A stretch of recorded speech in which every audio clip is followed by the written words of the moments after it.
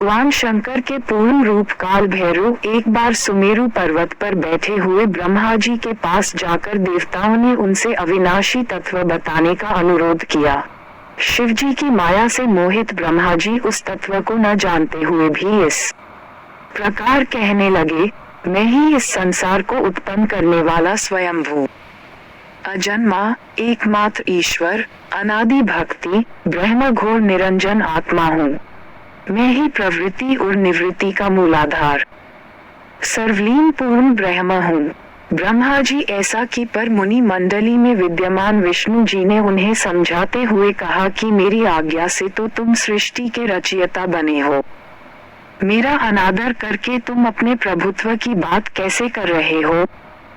इस प्रकार ब्रह्मा और विष्णु अपना अपना प्रभुत्व स्थापित करने लगे और अपने पक्ष के समर्थन में शास्त्र वाक्य उद्धृत करने लगे। अंततः वेदों से पूछने का निर्णय हुआ तो स्वरूप धारण करके आए चारों वेदों ने क्रमशः अपना मत 6 इस प्रकार प्रकट किया। ऋग्वेद जिसके भीतर समस्त भूत निहित है तथा जिससे सब कुछ प्रवत होता है और जिसे परमात्मा कहा जाता है, वह एक रुद्र रूप ही है। यजुर्वेद जिसके द्वारा हम वेद भी प्रमाणित होते हैं तथा जो ईश्वर के संपूर्ण यज्ञों तथा योगों से भजन किया जाता है, सबका दृष्टा वह एक शिव ही है।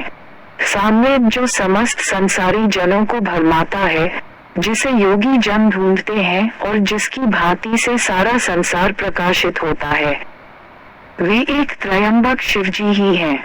अथर्ववेद जिसकी भक्ति से साक्षात्कार होता है और जो सब या सुख दुख अतीत अनादि ब्रह्म है, वे केवल एक शंकर जी ही हैं। विष्णु ने वेदों के इस कथन को प्रताप बताते हुए नित्य शिवा से रमण करने वाले दिगंबर पीतवर्ण धूली धूसरित प्रेमनाथ कुवेटाधारी सर्वावेष्टित वृपनवाही निःसंग शिव जी को पर ब्रह्म मानने से इनकार कर दिया। ब्रह्मा विष्णु विवाद को सुनकर ओंकार ने शिव जी की ज्योति नित्य और सनातन पर ब्रह्म बताया, परंतु फिर भी शिव माया से मोहित ब्रह्मा विष्णु की बुद्धि नहीं बदली। उस समय उन दोनों के मध्य आदि अंत रहित एक ऐसी विशाल ज्योति प्रकट हुई कि उससे ब्रह्मा का पंचम सिर जलने लगा। इतने में त्रिशूलधारी नील लोहित शिव वहां प्रकट हुए तो अज्ञानतावश ब्रह्मा उन्हें अपना पुत्र समझकर अपनी शरण में आने को कहने लगे। ब्रह्मा की संपूर्ण बातें सुनकर शिवजी अत्यंत क्रुद्ध हुए और उन्होंने तत्काल भैरव को प्रकट कर उससे ब्रह्मा पर शासन करने का आदेश दिया। आज्ञा का पालन करते हुए भैरव ने अपनी बाईं उंगली के नखाग्र से ब्रह्मा जी का पंचम सिर काट डाला। भयभीत ब्रह्मा शतरुद्री का पाठ करते हुए शिव जी के शरण हुए। ब्रह्मा और विष्णु दोनों को सत्य की प्रतीति हो गई और वे दोनों शिव जी की महिमा का गान करने लगे। ये देखकर शिव जी शांत हुए और उन दोनों को अभयदान दिया। इसके उपरांत शिव जी ने उसके भीषण होने के कारण भैरव और काल को भी भयभीत करने वाला होने के कारण काल भैरव तथा भक्तों के पापों को तत्काल नष्ट करने वाला होने के कारण पाप भक्षक नाम देकर उसे काशीपुरी का अधिपति बना दिया। फिर कहा कि भैरव तुम इन ब्रह्मा विष्णु को मानते हुए ब्रह्मा के कपाल को धारण करके इसी के आश्रय से भिक्षावृत्ति करते हुए वाराणसी में चले जाओ।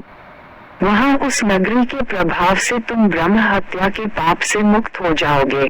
शिवजी की आज्ञा से भैरव जी हाथ में कपाल लेकर ज्यों ही काशी की ओर चले, ब्रह्म हत्या उनके पीछे पीछे हो चली।